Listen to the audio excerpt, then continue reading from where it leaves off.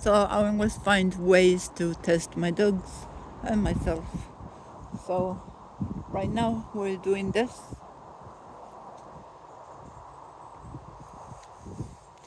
So I always count, so I know how well my dogs are doing and how long I want them to stay.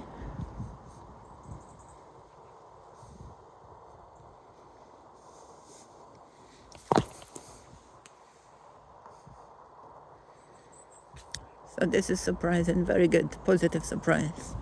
Very good, excellent dogs. All right, so after this, I'm just going to collect the ball and then ask my dogs to cross.